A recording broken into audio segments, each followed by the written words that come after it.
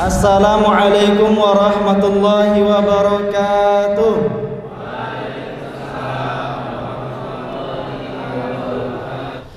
Alhamdulillah rabbil alamin, hamdan wa syukran lillah, wa la hawla wa la quwwata illa billah. Nashhadu an la ilaha illallah wa nashhadu anna Muhammadan abduhu wa rasuluhu, la nabiyya wa la rasula ba'dah. Qala Allah ta'ala fil Qur'anil tanzil ba'da a'udzu billahi minasy syaithanir rajim. Ya ayyuhalladzina amanu ittaqullaha haqqa tuqatih wa la tamutunna illa wa antum muslimun. Wa qala Rasulullah sallallahu alaihi wa ala alihi wa ashabihi wa sallam, khairukum man ta'allama al-Qur'ana wa 'allamahu. Wa qala ittaqillaha haitsuma kunta wa atbi'is sayyi'atal hasanata tamhuha wa khaliqin nas bi khuluqin hasanin. Jemaah sidang salat maghrib dan isya yang dimuliakan Allah Subhanahu wa taala, apa kabar semuanya? Ayah bunda sehat? Pak Haji Edi sehat Pak Haji? Insyaallah sehat ya. Masya Allah.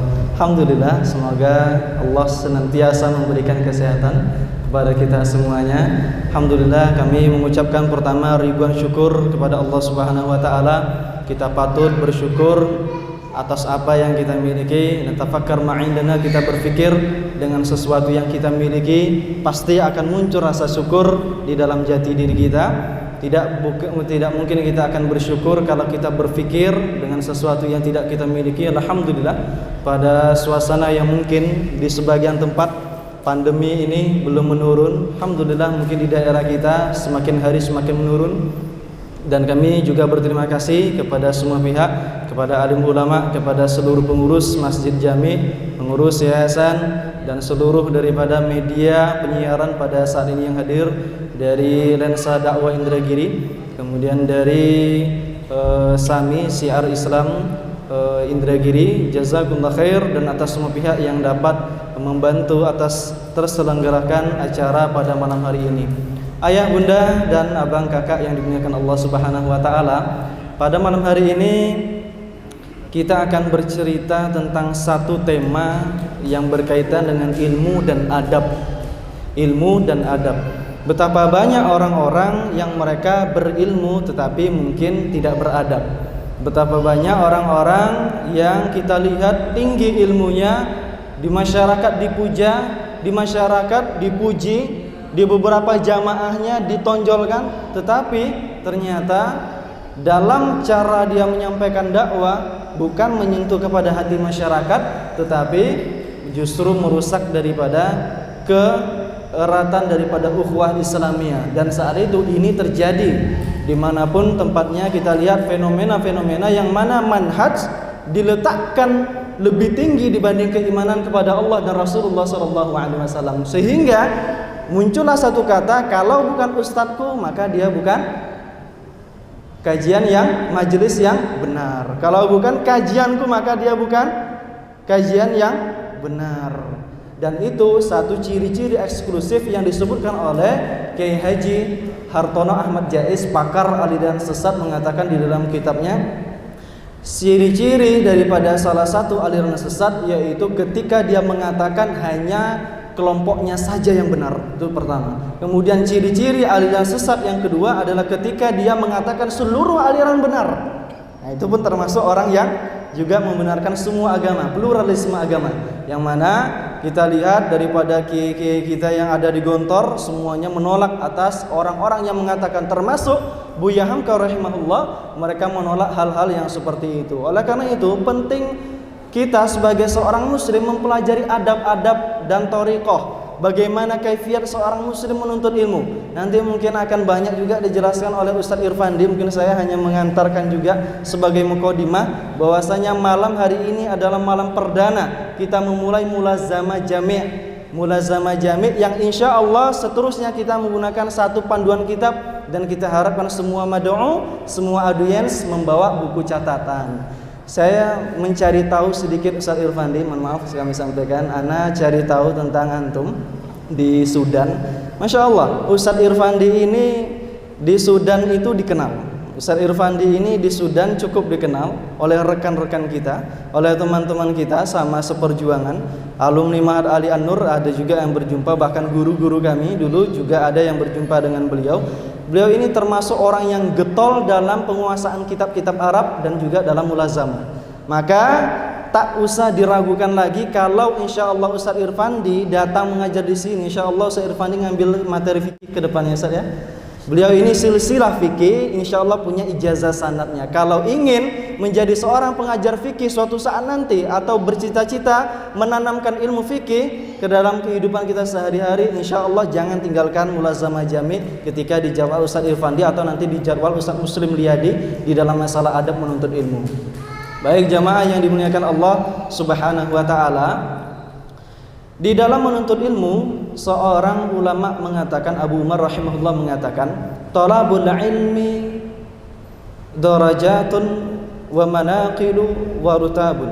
Menuntut ilmu itu ada derajat-derajatnya, ada tingkatan-tingkatannya, ada perpindahan dari satu kitab ke kitab yang lainnya, ada tertib-tertib dari materi apa yang seharusnya dipelajari oleh seorang muslim. Dan pada malam hari ini insya Allah akan kita bahas tentang hal-hal yang seperti itu. Kenapa kita harus mempelajari materi-materi dari susunan-susunan yang telah disusun oleh para ulama? Bisa saja kita semuanya mengambil dari seorang ustadz, belajar fikih, belajar hadis dari seorang ustadz, tetapi ternyata pelajaran yang sudah diajarkan oleh seorang ustadz atau kiai tersebut adalah pelajaran yang sudah sampai pada tingkatan tertentu, sehingga kita mudah menyalahkan orang karena kita tidak mengetahui bagaimana dasar-dasar ilmu itu berpijak, bagaimana dasar ilmu Maliki tersebut bisa menjadi mazhab Maliki, bagaimana mazhab Syafi'i bisa jadi mazhab Syafi'i, bagaimana mazhab Hambali itu bisa menjadi mazhab Hambali, bagaimana kemudian bisa muncul dari kalangan Hanafiyah menjadi mazhab Hanafi. Nah, disitulah kita kemudian akan mempelajari dari detail-detail ilmu tersebut. Nah, disebut dalam sebuah kitab Syiarul Alam Nubala yang kami sebutkan tadi, bahwasanya menuntut ilmu tersebut mempunyai tingkatan-tingkatan, sehingga mohon maaf ada seorang yang dia masih terbata-bata membaca Al-Quran, masih terbata-bata bahasa Arab, tiba-tiba datang kepada seorang ustadz, ini salah kan ustadz, saya mendengar dari ustadz itu salah. Allahu Akbar. Mudah sekali dia menyalahkan satu hal, padahal itu sudah digariskan oleh para ulama menjadi sebuah ilmu. Tetapi karena dia pernah mendengarkan, di dalam langkah hijrahnya mengambil satu pendapat yang itu mungkin baginya cocok, tapi bagi pendapat orang-orang di luar itu terlalu ekstrim, maka dia mudah sekali untuk menyalahkan orang-orang yang di luar kelompoknya. Itu gara-gara tidak bertahap menuntut ilmu dengan cara tadarruj, dengan cara berkesinambungan dari yang terkecil sampai yang besar. Nah, di sini perlu dipahami ayah bunda, abang kakak yang dimuliakan Allah Subhanahu wa taala, bahwasanya saat ini sudah muncul fenomena manhaj lebih tinggi diletakkan di atas keimanan. Padahal Rasulullah SAW ketika diutus untuk menyampaikan risalah Islam, memberikan basyir, memberikan kabar gembira, tapi juga memberikan peringatan. Basyiru wala tunafiru. Tolong sampaikan kabar gembira, bukan sampaikan satu hal-hal yang menakutkan. Bayangkan ayah bunda, datang seorang bapak-bapak kepada kita, dan ini dulu pernah terjadi di zaman Bani Israel, diceritakan oleh Rasulullah SAW dalam sebuah hadis. Datang bapak-bapak mengatakan seperti ini, Ustadz, saya sudah membunuh 99 orang manusia. Di antara 99 tersebut ada seorang muslim. Nah, di antara 99 tersebut ada seorang muslim atau beriman kepada Allah Subhanahu wa taala. Nah, kemudian seorang ustadz tersebut yang dia hanya menyampaikan pokoknya kalau enggak ini salah, enggak ini salah. Wah, gitu kan. Akhirnya dia mengatakan, kalau saya taubat Pak setelah membunuh 99 orang tersebut, kira-kira diterima apa tidak? Orang yang pertama tersebut, seorang yang mungkin belum mendapatkan cahaya dari Allah Subhanahu wa taala, mengatakan tidak mungkin diterima taubatnya. Sudah salah nih. Pokoknya meleset, menyimpang, salah. Tak mungkin dia bisa diterima. Sehingga di dalam hati bapak tersebut, daripada aku hanya membunuh 99 orang, tanggung ku genapkan jadi 100 orang. Dibunuhlah ustadz tersebut, genap 100 orang manusia yang dibunuh. Datang seorang tersebut, bapak-bapak tersebut kepada salah seorang lagi Bani Israel, bertanya kepada orang yang beriman tersebut, Wahai Tuan, wahai Bapak, bagaimana pendapatmu kalau aku bertaubat sedang aku telah membunuh 100 orang manusia? Orang tersebut mengetahui risalah Islam datang, risalah kenabian datang untuk kita mengesahkan Allah Subhanahu wa taala, memunculkan rasa keimanan di dalam hati seseorang untuk percaya bahwasanya Allah Tawwabun Ghafur, Allah adalah Maha penerima taubat, bahwasanya Allah adalah Maha memberikan ampunan kepada setiap orang-orang yang ingin bertaubat dan meminta ampun kepada Allah Subhanahu wa taala. Maka orang tersebut dengan kalimat yang indah mengatakan kepada bapak tersebut, wahai Bapak, pasti taubatmu diterima oleh Allah Subhanahu wa taala. Maka bapak tersebut dimintakan pergi ke suatu daerah, yang daerah tersebut banyak orang-orang yang telah berhijrah, banyak orang-orang yang telah menuntut ilmu, banyak orang-orang yang telah beriman kepada Allah Subhanahu wa taala. Di perjalanan dia meninggal dunia sampai turun malaikat azab dan malaikat rahmah berdebat. Malaikat azab dan malaikat rahmah berdebat. Mau dibawa kemana ini? Malaikat rahmat membawa, ini akan aku bawa ruhnya ke surga. Tidak, kata malaikat azab, dia akan kami bawa ke neraka. Maka Allah mengutus salah satu malaikat yang berada di langit untuk menyerupai satu wujud manusia, melerai ada 2 malaikat yang sedang berdebat kemana roh bapak tersebut. Allah kemudian mendekatkan jarak antara dia dan tempat hijrah yang dia tuju. Maka dia masuk ke dalam surga gara-gara satu niat dan gara-gara satu petunjuk yang dia benar dengan risalah kenabian. Nah, di situ penting bahwasanya seorang muslim menjajaki ilmu tersebut satu persatu, mulai dari membaca Al-Qur'an, mulai dari bahasa Arab.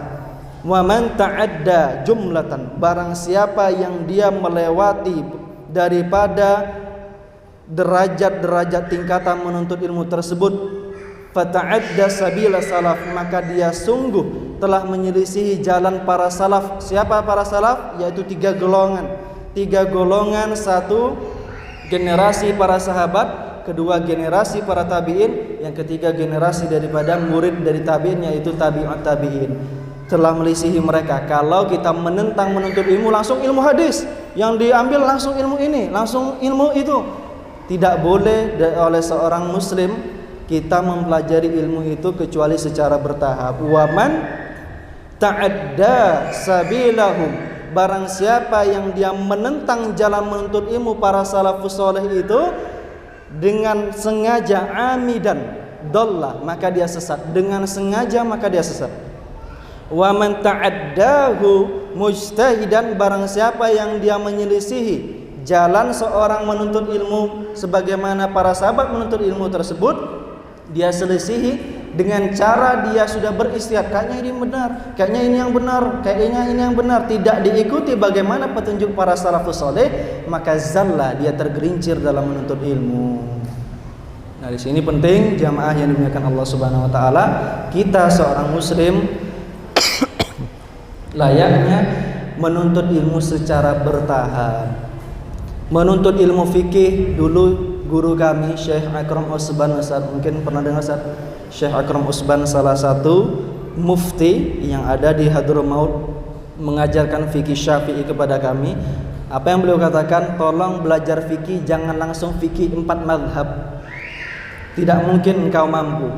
Fikih yang ada di daerahmu pelajari, dari fikih mazhab tertentu, dari guru yang mungkin, dari mazhab tertentu, dari kitab terkecil sampai ke kitab yang terbesar, berpindah dari satu materi ke materi yang lainnya. Begitu adab menuntut ilmu. Ustadz Irfandi saya rasa sudah mencapai tingkatan yang cukup tinggi dalam ilmu fikih ya Ustadz, insyaallah. Mukhtasar Latif selesai Ustadz, Safinatun Najah selesai, kemudian Abu Syuja' beliau selesai, Fathul Mu'in sudah selesai juga Ustadz ya. Masyaallah, insyaallah kayaknya beliau ini udah belajar Al-Minhaj. Orang kalau sudah sampai Fathul Mu'in, sampai Al-Minhaj dalam fikih Syafi'i, bisa dikatakan untuk sedaerah Rengat ini mungkin beliau bisa menjadi satu rujukan, atau bahkan di Indragiri Hulu untuk fikih Syafi'i. Takbir. Perlu nanti kita belajar bersama-sama. InsyaAllah kedepannya mulazamah jami' akan kita teruskan pembelajaran dari kitab terkecil sampai kitab terbesar. Kemungkinan kami sendiri mungkin akan menyampaikan dari masalah sirah nabawiyah, sejarah Nabi SAW, atau mungkin dari masalah akidah mungkin nanti kita pilih dari mana. Kalau dari Sirah Nabawiyah bocoran pakai matan Urjuzatul Mi'iyah 110 bait dari awal kelahiran Rasulullah sampai meninggal Rasulullah SAW. Alhamdulillahil qadimil bari thumma salatuhu alal mukhtari wa ba'du hadha siratar rasuli manzumatan mujazatal fusuli. Begitu kita belajar dulu di Timur Tengah dari satu matan ke matan yang lain. Matan Pak, jadi bukan mantan gitu ya. Yang jomblo mohon maaf ya. Jadi di situ kita akan pelajari dari satu matan atau kutaib terkecil sampai ke tingkatan syarah-syarahnya. Allahu a'lam bishawab. Mungkin demikian daripada yang kami sampaikan. Mungkin waktu ini kami sampaikan cukup cepat. Nanti insya Allah kita sambung lagi tanya jawab mungkin seputar bagaimana kehidupan di Yaman, bagaimana kehidupan di Sudan. Kalau ingin bertanya bagaimana ingin belajar di Sudan, mungkin bisa langsung bertanya nanti ba'da Isya. Pada kesempatan kali ini kami kembalikan kepada MC atau host kita pada malam hari ini, Ustaz Muslim Yadi hafizahullah. Jazakumullah khair atas segala perhatian dan atas segala yang telah membantu secara moral ataupun material dalam terselenggarakan acara pada malam hari ini. Allahu a'lam bishawab, wallahu a'lam taufiq wasadad. Assalamualaikum warahmatullahi wabarakatuh.